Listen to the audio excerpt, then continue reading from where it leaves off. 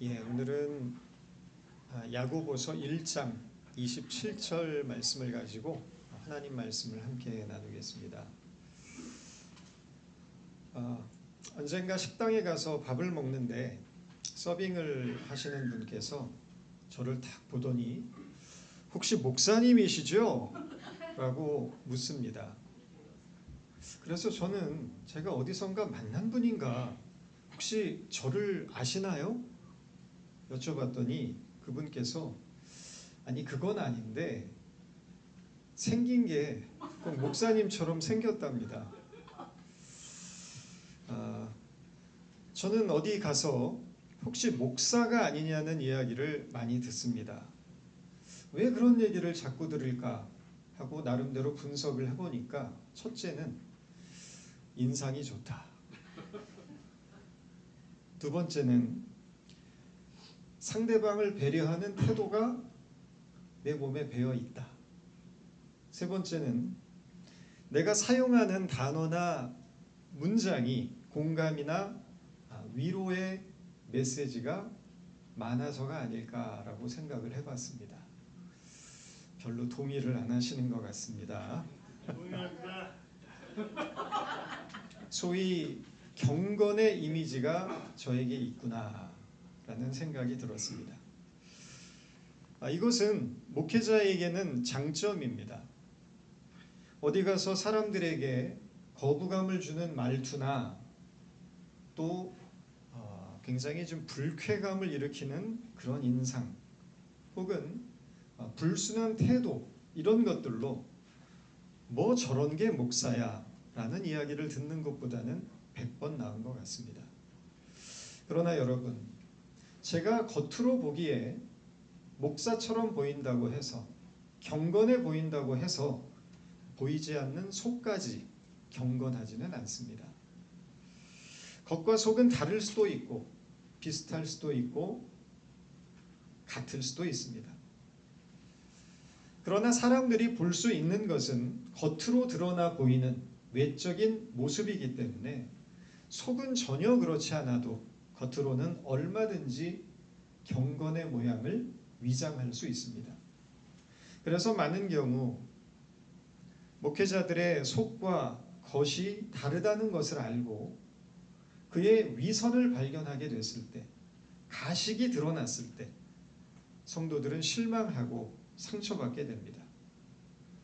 겉으로 드러나는 경건의 모양이 아름답게 보인다고 해서 그의 속까지 경건하다고 착각해서는 안 될 것입니다. 참된 경건이란 것은 외적인 모양에 있는 것이 아니라 보이지 않는 내면의 능력을 통해서 그 인격과 진실한 삶으로 진정성이 드러나게 되는 것입니다. 그래서 사도 바울은 고린도후서 3장 5절에서 경건의 모양은 있으되 경건의 능력을 부인하는 자들에게서 돌아서라고 말합니다. 예수님 당시 경건의 기준이라는 것은 율법에 대한 열심이 있던지 혹은 종교적인 의무를 다하고 있는지로 판단이 되었습니다. 이런 기준에 의해서 바리새인들은 가장 경건한 사람들로 구분이 되었고 완벽에 가까운 그들의 종교적 삶은 모든 백성들의 존경의 대상이 되었습니다. 바리새인들이 가진 종교와 율법에 대한 열심은 사실 우리 같은 평범한 사람들이 따라갈 수 있는 수준이 아닙니다. 더구나 그들은 해박한 성경적 지식을 갖추고 있었고 유대인들의 선생, 랍비라고 불렸던 지혜자들이었습니다. 유대 백성들은 바리새인들의 가르침을 받으며 살았고 바리새인들이 유대 사회에 가지고 있던 영향력이란 것은 절대적인 것이었습니다. 바리새인들이 유대 사회의 지도자로서 경건의 상징이 된 것은 역사적인 이유가 있습니다. 기원전 2세기에 시리아가 유대 지역을 통치하면서 펼쳤던 유대교 말살 정책이 그것입니다. 시리아는 유대인들이 조상 때부터 지켜오던 모든 절기와 제사를 금지시키고 유대 전 지역에 이방 지역에서 들여온 각종 신상과 신전을 세웠습니다. 게다가 유대인들이 가장 경멸했던 돼지고기를 강제로 먹게 했고 유대의 종교적인 관습도 금지시켰습니다. 그러던 중에 최악의 사태가 발생합니다. 유대인들이 생명처럼 여기던 예루살렘 성전에 제우스 신상을 세우고 그 앞에 절하게 한 것입니다. 이것은 민족 정기를 끊어버리고 유대교를 말살시키려는 그런 시도였습니다. 이때 시리아의 반기를 들고 생명을 건 저항운동이 시작됩니다. 바로 그 저항운동의 중심이 하시딤, 해석하면 경건한 무리들이라고 불리는 집단이었는데 바로 그들이 바리새인들입니다. 결국 바리새인들이 중심이 됐던 마카비 독립전쟁으로 유대는 시리아로부터 해방을 얻을 수 있었고 꿈에 그리던 예루살렘 성전을 회복할 수 있게 되었습니다. 그것을 기념하는 절기가 매년 12월이 되면 유대인들이 8일 동안 지키는 하누카라는 절기입니다. 바리새인들이 율법과 종교적인 의무를 그렇게 철저하게 지키려고 했던 이유는 그렇게 하지 않으면 역사의 소용돌이 속에서 유대교는 사라져버릴지도 모른다는 교훈을 역사를 통해 배웠기 때문일 수도 있습니다. 그러나 하나님의 구원 계획은 달랐습니다. 하나님은 유대 민족을 넘어서 온 세상으로 구원의 지경을 넓혀 가시기 위하여 예수님을 이 땅에 보내셨고 율법에 대한 새로운 해석을 통해 진정한 복음의 본질이 무엇인지를 우리에게 가르쳐 주셨습니다. 마침내 예수님은 율법의 마침표를 찍으시고 새로운 은혜의 시도를 선포하셨고 죽은 제물로 드리는 성전 제사를 폐지하시고 살아있는 삶으로 드리는 새로운 예배의 개념을 우리에게 가르쳐 주셨습니다. 예수님께서 새로운 시대를 여시면서 우리에게 가르쳐 주신 신앙의 가치들은 이전에 우리가 생각하고 있던 생각의 한계를 뛰어넘는 것이었습니다. 그 중심에 있는 것이 바로 경건에 대한 가르침입니다. 이전까지 유대인들에게 있어서 경건이라는 것은 모두가 종교적인 일들이었습니다. 성경 읽고 율법 지키고 금식하고 11조 드리고 성전 제사를 드리고 하루 3번 기도하는 일이었습니다. 여기까지는 좋습니다. 이러한 종교적인 의무를 지키는 것은 신앙생활의 중요한 부분이고 하나님께 조금 더 가까이 나아가기 위한 인간의 노력과 수고입니다. 그런데 여기에는 함정이 있습니다. 바로 형식주의로 치우칠 수 있다는 것입니다. 형식주의가 무엇입니까? 형식주의라는 것은 겉모습만 그럴듯하게 보이면 된다고 생각하는 태도입니다. 내면의 진실함이나 본질은 사라지고 껍데기만 그럴듯하게 포장하는 것입니다. 내용보다는 외적인 형식과 거칠애에 집중하고 진실함과 정직함이 결여된 상태에서도 종교적인 규범과 의식을 잘 지키는 것으로 경건을 이룰 수 있다는 태도입니다. 이것이 바로 바리새인들이 보여주었던 경건의 모습이었습니다. 외적으로는 종교적인 의무와 율법은 잘 지켰지만 하나님이 중요하게 여기시는 마음의 동기와 삶의 열매가 결여되어 있었던 것입니다. 일주일에 6일 동안은 세상 사람들과 똑같이 흥청망청 놀고 마시면서 주일 성수 하나만큼은 똑부러지게 지키는 사람들이 있습니다. 어젯밤까지는 술집 가서 수천 불씩 돈을 써가면서 밤새 퍼마시다가 주일이 되면 점잖은 집사가 되고 장로가 되어 경건한 모양으로 예배를 드립니다. 거짓말하고 속이고 부당하게 남의 것을 빼앗고 자기 이익을 위해서 남을 이용하고 도적질하다가 주일이 되면 거룩한 옷으로 갈아입고 하나님의 성호를 찬양합니다. 10분의 1은 하나님께 잘 바치는데 나머지 10분의 9는 오직 자기만을 위해서 사용합니다. 가난한 이들에 대해서는 전혀 배려가 없습니다. 10분의 1을 드린 것으로 자기가 해야 할 신앙의 의무를 다했다고 착각하는 것입니다. 예수님은 이 교만하고 위선적인 형식주의자들을 향해서 이렇게 경고하십니다. 화 있을 것이다. 외식하는 율법학자들과 바리새파 사람들아, 너희는 회칠한 무덤과 같구나. 겉으로는 아름답게 보이지만 그 속에는 죽은 사람의 뼈와 온갖 더러운 것들로 가득하도다. 형식주의가 낳는 더 무서운 죄의 결과는 정죄의식입니다. 바리새인들은 종교적인 의식에 따라 충실하게 살아가는 자기 자신들에 대해서는 경건하게 여겼지만 자기들처럼 살지 못하는 사람들은 정죄하고 죄인 취급했습니다. 바로 이것이 경건이라는 이름으로 행해지는 폭력입니다. 스스로를 경건하다고 생각하는 사람들은 상대적으로 경건하지 못한 사람들을 판단하고 정죄합니다. 새벽기도 하는 사람은 새벽기도 못하는 사람을 믿음 없는 사람 취급하고, 금식하는 사람들은 금식하지 않는 사람들을 믿음이 가볍다고 말합니다. 어떤 집사가 수심에 가득해 있는 것을 보자 소위 기도 많이 한다는 한 권사님이 다가가서 말합니다. 아이고, 요즘 자기 보니까 안색이 안 좋네. 힘든 일 있구나. 혼자 끙끙대지 말고 나한테 한번 말해봐. 내가 들어줄게. 먼저 다가와준 이 권사님이 너무 고마워서 마음을 열고 고민을 털어놓습니다. 권사님, 사실 제 딸아이가 가출해서 지금 며칠째 집에를 안 들어와요.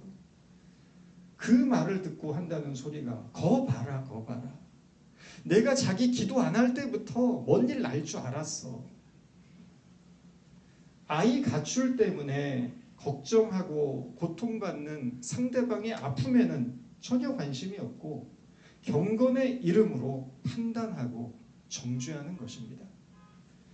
어떤 장로님은 자신은 목사가 설교하는 걸 들으면 저 목사가 기도 많이 하는지 안 하는지, 저 목사가 진짜 목사인지 가짜 목사인지를 단번에 알 수 있다고 하십니다. 우리 교회에 그런 무시무시한 분들이 안 계신 것이 너무나 다행스럽습니다. 경건이라는 이름으로 행해지는 폭력이란 것은 예수님 때나 지금이나 여전히 하나님의 교회를 위협하는 무서운 함정입니다. 경건을 무기 삼아서 믿음이 연약한 사람들을 따돌리고 차별하고 죄인으로 낙인 찍는 것이야말로 큰 죄입니다. 경건의 진정한 본질은 용서와 자비와 긍휼이기 때문입니다. 기독교 역사상 가장 존경받는 인물 중에 한 분인 성 프란체스코의 일화 중에 이런 이야기가 있습니다. 어느 날 프란체스코가 제자들과 함께 예수님의 모범을 따라 40일간 금식 기도를 하기로 합니다. 마지막 하루를 남겨놓은 39일째 되던 날, 제자 하나가 배고픔을 참지 못하고 시장으로 뛰쳐나가서 음식을 개걸스럽게 입에 쑤셔놓고는 먹기 시작합니다. 그 모습을 본 다른 제자들은 분노에 찬 목소리로 금식을 포기한 그 제자를 꾸짖고 비난합니다.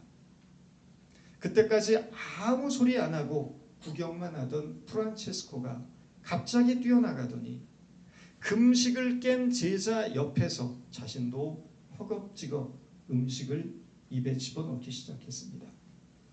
당황한 스승의 행동에 이 제자들은 어쩔 줄 몰라 하면서 묻습니다. 스승님, 어쩌자고 금식을 깨십니까? 그때 프란체스코가 이런 이야기를 했다고 합니다.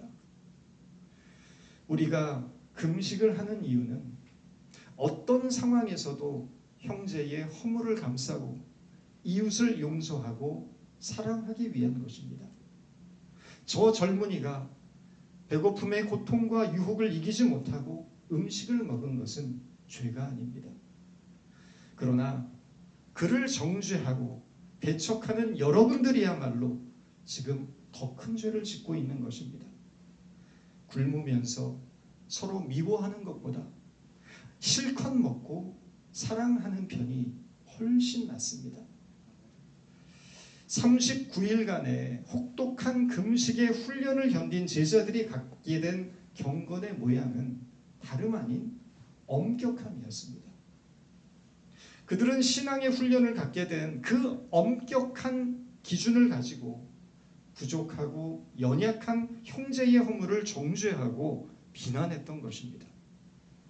경건의 본질은 이웃에게 긍휼과 자비를 베풀고 사랑하며 용서하는 것에 있는 것이지, 경건의 잣대로 남을 판단하고 정죄하는 것에 있지 않다는 것입니다. 오늘 본문에서 야고보는 말합니다. 하나님 아버지께서 보시기에 깨끗하고 흠 없는 경건은 고아와 과부를 그들의 환난 가운데 돌보아주며 자기를 지켜 세상의 더러움에 물들지 않게 하는 것입니다. 야고보는 경건의 의미를 두 가지로 설명하고 있습니다. 첫째는 고아와 과부를 환난 중에 돌보는 일, 다시 말해서 연약한 이웃에 대한 관심입니다. 성경에서 가장 관심을 갖는 세 부류가 고아, 과부, 나그네입니다. 고아, 과부, 나그네는 그 사회에서 가장 힘 없는 이들을 상징합니다. 억울한 일을 당해도 어디 가서 하소연할 데 없는, 누군가의 도움이 없이는 살아갈 수 없는 사람들입니다. 야고보는 이러한 약자들을 돌보는 것이 참된 경건이라고 말하는 것입니다. 더구나 야고보가 이 말씀을 누구에게 보냈습니까? 이 야고보서의 수신자는 야고보서 1장 1절에서 말하는 것처럼 이방 지역에 흩어져서 살아가고 있는 12지파, 즉 디아스포라 유대인들입니다. 오늘 우리처럼 고향을 떠나서 낯선 외국 땅에서 살아가는 이민자들이었다는 것입니다. 이민자들의 삶이 얼마나 고됩니까? 언어, 문화, 관습의 차이 때문에 겪는 어려움과 갈등이 많습니다. 신분 때문에 불이익을 받고 인종차별과 같은 비인격적인 대우들도 이민자들에게 얼마나 깊은 상처를 줍니까? 먹고 사는 문제 또한 우리를 힘들게 합니다. 그러나 나 하나 살기에도 벅차하는 우리에게 야고보는 새로운 경건의 가이드를 제시하고 있는 것입니다. 힘든 중에도 너보다 더 힘든 사람들을 생각하고 그들을 배려하고 돌보고 도우라고 말합니다. 그것이야말로 정결하고 흠없는, 더러움이 없는 경건이라고 말합니다. 종교 행위하는 것이 경건이 아니라는 것입니다. 하나님이 원하시는 진정한 경건은 이웃과 형제를 향한 긍휼과 자비와 사랑의 마음임을 기억해야 한다는 것입니다. 두 번째는 자기를 지켜 세상의 더러움에 물들지 않게 하는 것, 즉 욕망을 버리는 일입니다. 세상은 한마디로 말하면 자기 욕망대로 사는 곳을 상징합니다.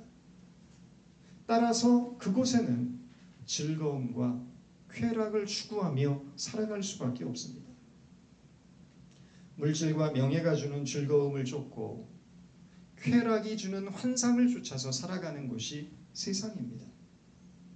세상 사람들은 욕망을 채움으로 즐거움을 얻습니다. 그러나 성도는 욕망을 비움으로 기쁨을 얻는 존재입니다. 욕망을 비워낼 때마다 그 비워진 공간을 썩지 아니할 영원한 가치로 채우는 것입니다.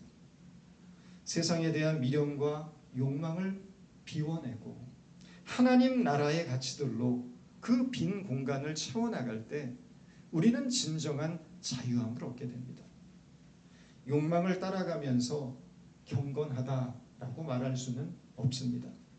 욕망과 경건이라는 것은 물과 기름처럼 한 마음 속에서 섞일 수가 없는 것들입니다. 교회도 마찬가지입니다. 오늘날 교회가 물질주의, 성공주의를 추구하면서 동시에 경건하자고 한다면 그것은 어리석고 미련한 일인 동시에 불가능한 일입니다. 며칠 전 월가에서 가장 유명한 한국계 헤지펀드 매니저로 이름을 날렸던 빌 황 씨가 사기, 공갈, 시장 조작을 비롯한 10개의 혐의로 징역 18년을 선고받은 것을 아마 들으셨을 겁니다. 개신교회 장로로 이분의 성공 스토리는 한때 축복받은 신앙의 모델로 여겨졌습니다.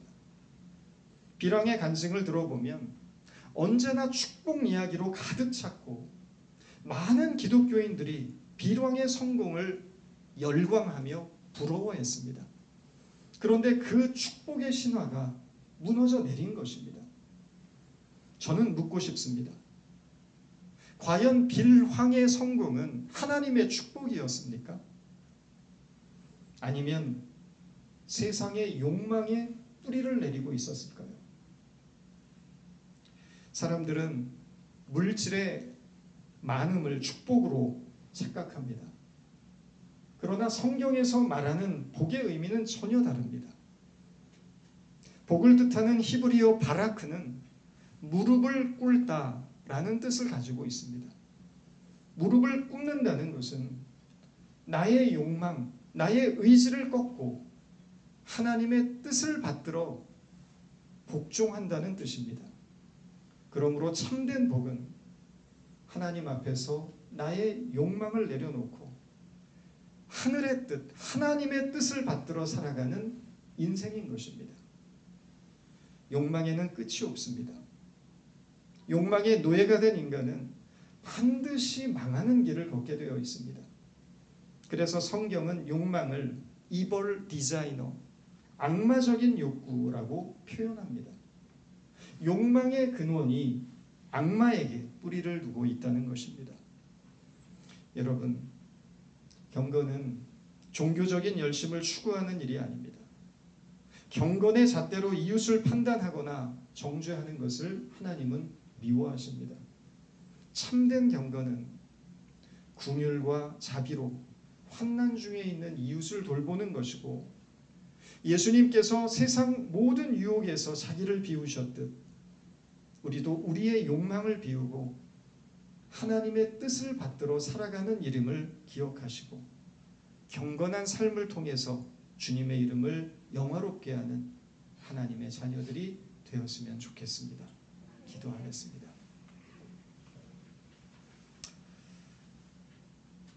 주님, 끊임없이 조금만 더 가지라는 이 세상의 속삭임 속에서도 우리는 하나님의 말씀에 귀를 기울이고 우리 자신을 비워 하나님의 뜻을 받들어 하늘의 영원한 가치를 우리 속에 채워나감으로 신령한 하나님의 백성답게 우리에게 주어진 이 세상의 삶을 참된 경건의 모습을 가진 자로서 살아나갈 수 있도록 우리를 도와 주옵소서. 예수님의 이름으로 기도드렸습니다.